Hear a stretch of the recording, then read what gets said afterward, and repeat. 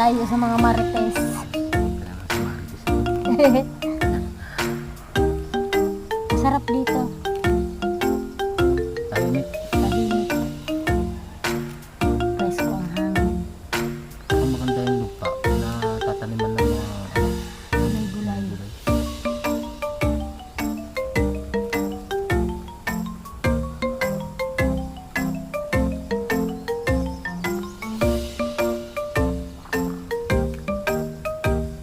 Sana tuloy-tuloy na ang init para tuloy-tuloy na rin kami makapagbako dito. Kasi babakuran namin lahat ng palibot na yan. Diba ang katulong ko dito ng babakod. Kasi siya ang nakakaalam ng eksaktong sukat ng